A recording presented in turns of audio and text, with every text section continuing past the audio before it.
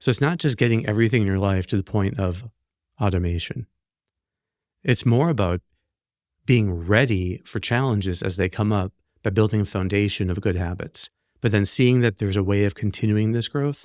And the only way you really know where your growth lies is in the detection of what is challenging right now.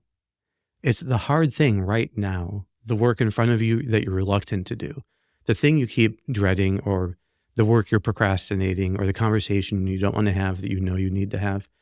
All of that shows us where right now does the growth lie.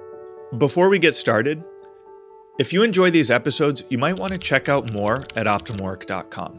Our website offers unique content, tools, and exercises to help you thrive at work and beyond. We have an in-depth masterclass covering our entire theory of growth, daily recommendations for personalized advice, and a platform to help groups and organizations learn and practice optimal work together. You can get a free trial at OptimalWork.com.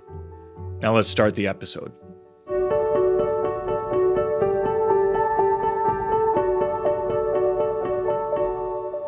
Hey, this is Sharif here with another episode of the Optimal Work podcast, joined by Dr. Kevin Majeres. Kevin, good to be back here with you again. Hey, Sharif, great to be back. Yeah, Kevin. Well, I thought we could follow up on last week's episode, which was on growth goals, and we also talked about the Reframer tool. So I thought we could do a deep dive here into like the theory, science background of reframing. And I think it's obviously at the core, or it's like the foundational skill of our whole approach. So we should touch on exactly why that is.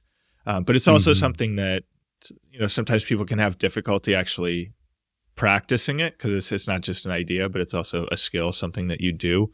There's some pitfalls people can fall into as they start to reframe challenges in their lives.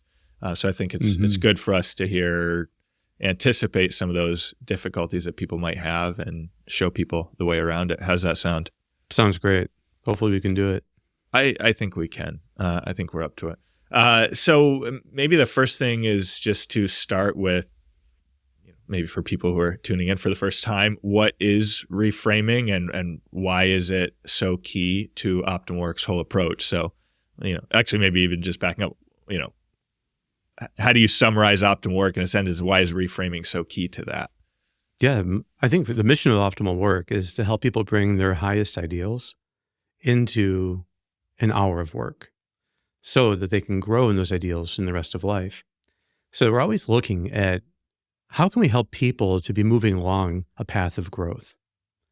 And in order to do that, reframing is the essential skill. So reframing is the foundation of all growth, because it is what allows us to see that growth in our mind so that we can then follow it in the course of our action. So the problem that people run into when they try to grow is they try to force growth through effort. And they try to push through. We call this white knuckling. But the idea is also called voluntarism, which means it's all on the will. And so the answer to that kind of pushy, effortful, voluntaristic approach is reframing. Reframing is how you bring your intelligence to a challenge so that it then opens up a pathway in that challenge for you to grow in a meaningful way.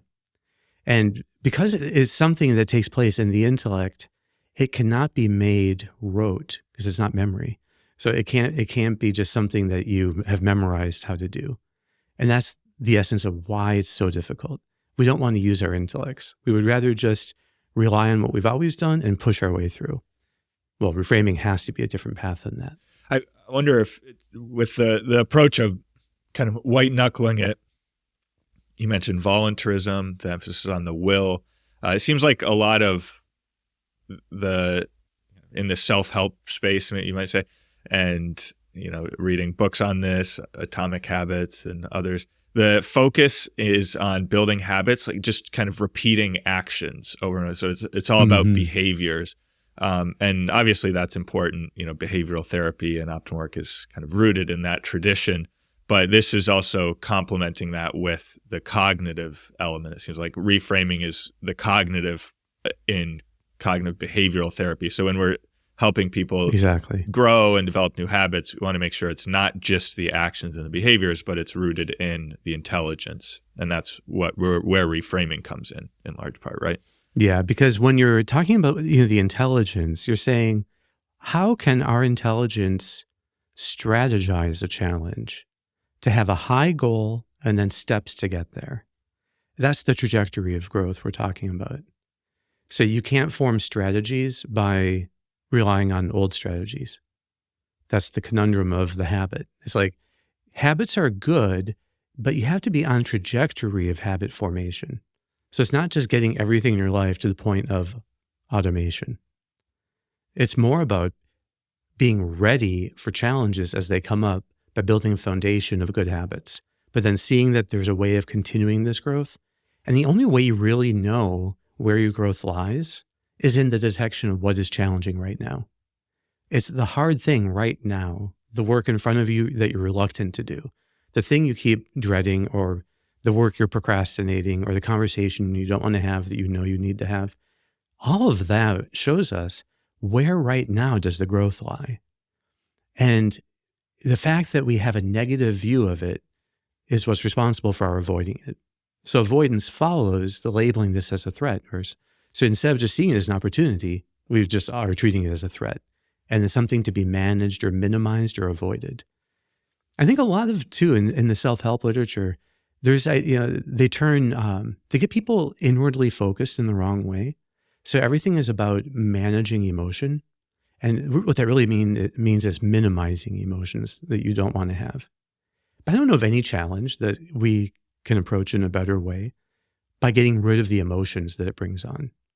I think as a rule, those emotions are somehow there to tell us something about how to engage the challenge, or at least giving us the energy that we need once we've flipped it into the right, and kind of into a form that we can use. So if something makes us anxious because we've always avoided it, well, okay, then that's where our growth lies. Not in dealing with the anxiety primarily, but in actually learning how to let this challenge bring out our best, to have a real goal we're setting in the challenge. Now our adrenaline has something to engage, and it actually makes that growth easier. So that's what we're always looking for. What's the real challenge? What's the thing that is hiding right now the opportunity, so that we can find it, discover it, and then turn it into a path of growth? Okay, great. So we're talking about overall a person's path of growth. And then in order to grow, challenges are the path. I mean, challenges are the way we grow. So we need to be engaging challenges. And oftentimes we have a habitual negative view of challenges that we've adopted for one reason or another. So reframing, then we define it as an act of discovering the opportunity hidden within the challenge. The act of discovering an opportunity hidden within the present challenge, right? That's right. Maybe we can just dive then into that definition and just see why all of those points are so important. So maybe just to reframe is an act of discovery or discovering. Yeah. So Kevin, why did you include that in this very precise definition? Yeah, so one is that it's not specifically a habit, because it's always new. So it's always, now there is a way in which it's a habit. Reframing is a kind of skill that we have, and it's a skill you can get better at for sure. So that's one nice thing. When you're just learning how to reframe, every challenge is a chance to practice reframing. So there is something you're getting better at, but it's not like you don't just get better at saying, oh, this is an opportunity for me to grow in patience. And then you habitually use that same reframe again and again and again. So I'm trying to get at here is that it has to be somehow fresh. It's not just like, if it's rote, it's not a reframe, because that's not really a discovery. So and it's not that it's the right answer to the question, because sometimes people will try to have some kind of spiritual outlook on things, and what they give themselves is a kind of right answer, and so but it's not actually helping them to change their approach to the challenge. There's no real, there's nothing new about it. So one example is just patience. It's an opportunity for me to grow in patience. Well, that it's easy for that just to be the right answer. Because in fact, for most things that are hard, patience is an element. But if it doesn't feel fresh to you, then it's not the act of discovery, and it's not the reframe. When you actually reframe something, you feel a shift within you.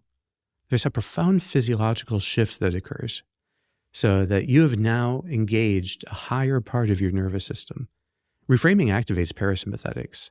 So this allows you to form bonds better. It allows you to be more anchored in the present moment. And it allows you to use your adrenaline to go into a higher state of flow. It seems like the state of flow at your best is built on this foundation of seeing things as, in fact, as opportunities for some kind of performance. Before we continue, a brief message. If you're benefiting from these discussions, please take a moment to hit like and subscribe. Doing so helps us to reach more people. So you're not just learning, you're also helping others to discover a path of growth and flourishing. Thanks for your support. Okay, so Kevin, let's go into an example here. I mean, suppose that you have an upcoming dinner and you've invited a bunch of friends, and then somehow it comes out someone's invited someone else that maybe you're not super fond of. That would be an example where you can easily jump to that. Oh, great. Okay, I can grow in patience. But you're kind of still seeing the person. It's almost like you haven't actually reframed because you're still seeing the person as having bad qualities, and you're still focused on those, and that's why it's going to bring out patience in you. So how would you go? It also seems like it's just very vague and abstract. I mean, you're just focusing on some quality. So it's not really giving the concreteness that, of this situation. Why is this situation a unique opportunity? You haven't really, as you say, you haven't discovered the opportunity present in this situation, the unique opportunity here. Yeah. Yeah. So you could ask yourself then, what would make this easier for me? Like, what is it that my friend is capable of doing with this person? So it sounds like the friend sees good in them. Could I get better at seeing the good in difficult people? Probably everyone could admit that if we get really good at getting through this awkward stage that we have with people, to learn to get along even with difficult people, to learn maybe how to get better at getting the person to tell stories, so that you can learn more about them and see things from their point of view. So, what if you could turn that into some kind of superpower? What if you were extremely good at bringing out the best in people? Well, then this difficult person might just give you even better practice. This is going to help me bring out I'm going to work at bringing out the best in this person. I'm going to work at letting this person shine in some way. All of that is dealing with the real person. But it's also, the person has to actively think of it and not just say, I'm going to try to stay positive, or I'm going to try to be patient. Because you could use those for any difficulty.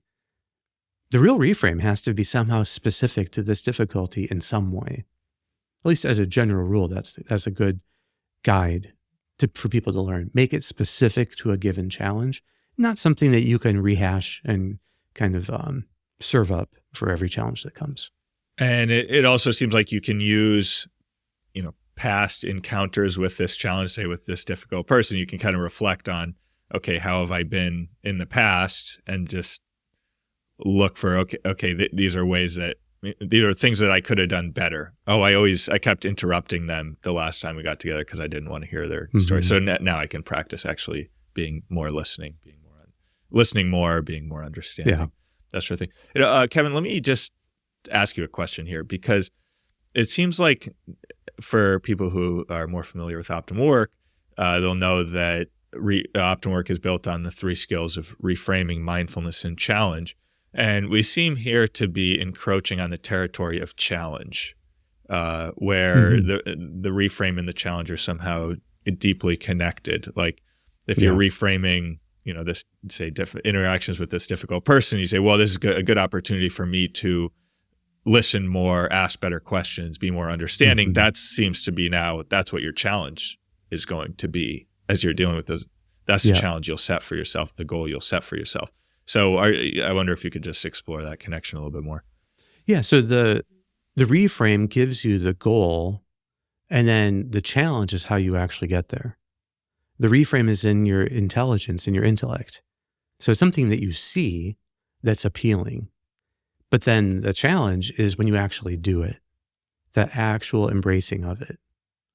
So you want a reframe that does serve up something that you can then take practical steps towards getting. Like, okay, so if I was really developing this ability to uncover what's likable in this person, okay, well then maybe that means asking more questions. Maybe it means being just more solicitous to make sure that they're comfortable, or whatever it might be. So the idea is that the reframe sets up the challenge. Behavioral therapy for anxiety disorders, in the beginning was pure challenge with no reframe. It's like, just if you're afraid of heights, go on the balcony. You're afraid of contamination, put your hand into that stool or whatever the gross thing was. So there's always these things where it was just pure challenge, which for anxiety, it does work. It's painful and it's more painful than it needs to be. If you add a reframe to this, in fact, it is way easier, and then mindfulness makes it easier as well. So I think that you could conceive of a person, just trying to challenge themselves, but I don't, in most cases, where it's not just simply facing something we're afraid of, the challenge is going to be subtle enough that you really do have to think about it in advance. And you have to think of the way that you want to grow that actually is appealing to you. What happens then is that you get this wave of motivation that comes. It's the swinging into the dopamine system. Once you've identified an appealing trajectory that you want to grow on, and you can see how this fits into it, now you've made it way easier for you to actually embrace the challenge when the time comes. So you've laid down the necessary groundwork. So I think that things will be challenging, like say that dinner with a difficult person. Let's just say it is going to be challenging.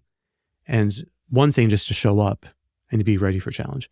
But it's another to have done the work of reframing in advance, so that now you actually are eager to be practicing and to see how this goes. So I think that's the goal of the reframe, because it changes the mindset. It looks for ways of getting into a growth mindset, and it gets us ready to embrace the challenge. And it actually makes the challenge much easier to embrace. Great. Okay, Kevin, you ready to move on to another example / difficulty? Okay, so this one, apologies if you're listening to this while you're eating food right now. But the situation is that imagine that you're a parent or a mother of 3 young children, and one of them starts throwing up right before dinner, so that you know that, okay, one of my kids has a stomach bug. So, okay, now you kind of know that the others are going to get sick, and this is going to be a pretty tough week for you. So how do you reframe that, Kevin? I mean, how do you reframing taking care of, the first sick child? Exactly. Well, I could tell you the way most people would be, at least thinking of my family members who are mothers, the way they would be handling it is, okay, how do we stop the spread? And then their whole goal is stopping the spread of the bug to the other kids. And in that case, I think that then you're looking at an outcome, and reframes can't really be about outcomes. So the goal can't be simply the outcome of making sure the other kids don't get sick. And so reframing always helps us discover an opportunity hidden in the challenge.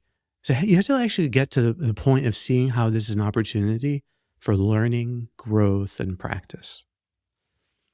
So we're talking about, like in the previous example, the idea of a trajectory of growth and how important that is. But it's important to see how different that is from outcomes. The problem with outcomes, like stopping the spread, is that may not be in your control.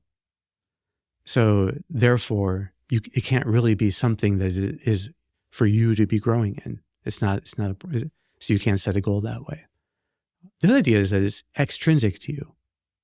Yeah, and we know from there's self-determination theory, but there's a lot of research on this, that extrinsic motivations are not that sustainable. We are looking for intrinsic motivations. So it's the goals that you set within yourself and the bonds you have with others. But the biggest problem with outcomes is that they do not actually accomplish the work of the reframe because they can keep you in threat mode. So if your whole goal is stopping the spread, well, the reason that's not a reframe is that actually puts you in threat mode because it means you're fearing the next child getting sick. So the real thing you're dreading is what happens when the next child gets it. There has to be something that you can see in this challenge that you'll get better at. Something that's in your control, that's intrinsic to you, and something that is protective against threat mode. And that's what a reframe gives you. If it's really an opportunity for learning, growth, and practice, then you can say the more the better. If it happens, then okay, difficulties don't flip you into threat mode. Difficulties don't violate the reframe. No, it's part of the reframe. Things might get more difficult and you're ready for it. So I think like a better way for a person to think of this kind of situation is to think, how can I use this sickness as a way of building my bonds with each of my children?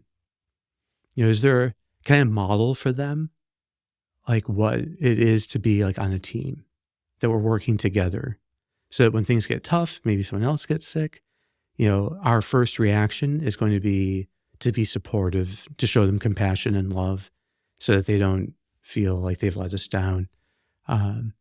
Maybe there's an opportunity here for like team building, for delegating, to see what the other kids can help with perhaps. But at any rate, what we're looking for is is there a way that this challenge can deepen the bonds that I have? And then that always will then shine a light on other ways then, like what does it mean? Like the skill of delegating, or the ideal of being compassionate. Yeah, Kevin, okay, you briefly mentioned threat mode, so I just want to kind of pull that thread a little bit.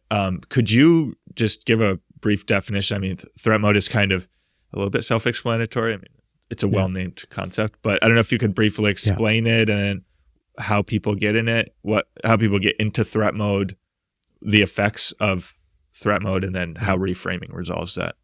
So if there is a powerful immediate threat, we go into an alarm state. So our threat detector, the amygdala, sounds the alarm, and you can experience that then as a surge of adrenaline. And most of the time, we're in a perfectly quiet state. So there's, our amygdala is relatively quiet. So there's relatively little adrenaline or cortisol happening. But there is this in-between state where there are lingering threats, potential threats, hanging over us. And our amygdala goes into this high alert state that we call threat mode. And when the amygdala does that, it gives us also cortisol to be able to handle longer-term stressors and threats. That can cause problems.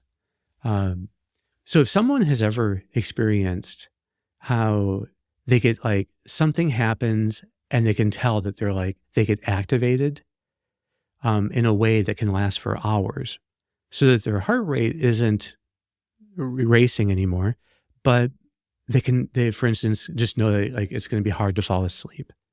That's usually from something called cortisol. So it's this longer acting hormone that does interrupt sleep.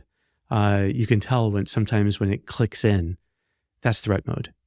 When we're in that state, this high cortisol state, it's all designed so that we can rapidly respond to a threat if it fully declares itself. And then we can go into the alarm state. So threat mode makes us more distractible because we're on the lookout for threats, more likely to have false positives where we think something is a threat and so we overreact. We're a little too triggerable. It makes us a bit impulsive. At any rate, the threat mode is a sign that there is a challenge that has not been reframed. So the sustainable treatment for threat mode is reframing. We have to learn to see how these threats that are hanging over us are giving us opportunities for some new kind of growth. That can actually change the experience of threat mode, where now our amygdala calms down. It says, okay, this is something that is foreseen. There's a plan. There's a plan for engaging this that feels positive. Your amygdala responds to all of that. And you can feel yourself shifting out of threat mode. I mentioned it earlier, but it's called parasympathetics, but there's a calming part of the nervous system that can kick in that helps threat mode to turn off. So if a person is continually practicing reframing in little ways, with little challenges, they will be building up this approach to challenge of reframing. They'll be building up a way to stay out of threat mode, or if they go in it, to more quickly get out of it. All you have to do is learn to reframe it. Reframing flips the threat into an opportunity. So reframing flips threat mode into a kind of discover mode. Mm-hmm. Great. Well, Kevin, thanks for that. Because I know that, early in the episode, we asked you, what is optimal work? And you said it's all about bringing ideals to challenge yourself in each hour of work. And I know another way that you like to summarize optimal work is helping people get out of, flip from threat mode to optimal work. I know that's kind of using the term in the definition, but that's fine. Yeah, the optimal work is in fact the precise opposite of threat mode. Mm-hmm, exactly. Yeah, and the way you get there, the most important step is reframing. Mm-hmm. So actually, Kevin, also just to make a comment on your point, the last kind of defect of reframing, which is focusing on outcomes, I think is so important for professional work, where there's a tendency to always see difficulties in light of kind of what's on the other side of it. Okay, well, I have to give this presentation. I don't really want to do it, but I guess, maybe it'll help win this business, or help, maybe I'll be more likely, better prepared for a promotion. Or so you're thinking of, okay, what can I get out of this? So what do I have to, I just have to put up with it to get this good thing out of it. So we're trying to help people out of that mindset, I think. Exactly. So what we're trying to do is reframing is not tricking your attention to focus on something positive. Reframing actually has to be discovering hidden within this challenge, this opportunity for growth. So it's not about like moving your attention away from the challenge to the day after the challenge, or to some other benefit you get as a result of this challenge. All of that is what we call substitution, where you're trying to it doesn't really flip the challenge itself into something appealing. And that's how you know it didn't accomplish the reframe. When we've really reframed something, we've seen the challenge in its full, wider context. So that now you can see, this actually is an opportunity for growth. That's what makes reframing so stable. Once you've seen it, you don't just easily unsee it. But if you are just thinking about shifting your attention to some other positive thing that will come out, well, that's not stable, because your attention is going to go back to the bad thing. You have to take the threat and turn it into an opportunity. So, and almost always that means in some way looking beyond the one instance of this. Somehow you have to find a way to broaden the context of seeing the challenge. Mm-hmm. So, Kevin, okay, let me give you a challenging reframe. So, suppose you're commuting in the morning and you miss the bus. And I think my two go-tos in that situation, it sounds like you've kind of ruled both of those out at this point by this point in the podcast. The first would be like, okay, great. I guess I can grow in patience waiting for the next bus. And you're like, well, that's kind of a rote reframe. It's not really going to help you. And then the second, I was thinking, it could be rote. Yeah, it could be. Okay, I see. And then the second one is, okay, great. Well, I wanted to read this article, so this is giving me the time to now read that article. So that you don't like that one. That's clearly substitution, which you just ruled out. What would you suggest? What can I do? Well, the question would be, what's the real challenge? So is the challenge the pain of making a mistake? So So it could be that this is exactly what the person needs to learn to allow themselves to be imperfect, to be okay that they make mistakes, to be okay with owning up to mistakes. So to be humble about it. So to be more detached, and so maybe they do, maybe there's some bad consequence. And that too, the person could be thinking of, but it's this very challenge right now that has to be reframed. I don't think the goal here would be, how can I learn from this so I'm not late tomorrow? I mean, maybe that's part of it, but somehow it doesn't turn, like, you have to identify right now when you miss the bus, what's the most difficult aspect of it? And is this giving, and in fact, if it's difficult for you, it's because it's precisely giving you some way to be practicing. I see. And then I could also say, when I took the inventory yesterday on OptimalWork.com, I gave myself a 4 on, I make productive use of small blocks of time. So this is a great opportunity to improve that item. Exactly. To wait for the next bus. Yeah. Yeah. Yeah. I was just talking to someone about this and using the example of, children playing hockey, and, what do you do if your, if your son makes a mistake, accidentally scores on his own goal, right? And that causes the loss of a game. And I know cases where this has happened, and it is definitely painful in the moment. But you might need to help the child to reframe it by widening the context just from hockey, where it's not just about learning from the mistake. So I don't think you'd want to spend time lecturing him on the importance of, knowing which way you're facing, or not passing to the goalie too strongly. So I think probably the real challenge here is dealing with the shame and embarrassment, aiming for the bond, letting them know that we all make mistakes. And it's actually sometimes the best lessons we get are seeing that we can make a mistake and life doesn't really change. And many of these things are good practice for life because they don't really matter in themselves. And many, people who, have gotten a lot out of playing this sport have made similar mistakes, and they all have stories that they'll laugh at down the line. So there's some way in which you can help them to put it in a context, like, this is good for sportsmanship. It's good for humility. It's good for, trying to, just not to have a more measured view, to not blow things out of proportion. I'm not sure how you'd explain it to the, we haven't specified the age of the kid. But the idea is that hockey is not the ultimate context here for growth. There's all these ways of growing that are extremely important and valuable. And you have to find what speaks to the child to help them see that. Mm-hmm. Great. Well, hey, Kevin, we're basically out of time at this point. So I think we'll end it on that note, if you're okay with that. All right, Sharif. Yeah. Awesome. All right. Sounds good. Hopefully people have some clear ideas here on the pitfalls to avoid while reframing. That's right. Awesome. Thanks so much, Kevin. Thanks, Sharif. All right. We'll be back next week. Thanks for tuning into today's episode. If you enjoyed our conversation and you're looking for more in-depth guidance, check out OptimalWork.com, our unique platform that delivers content, tools, and exercises to help you thrive at work and beyond.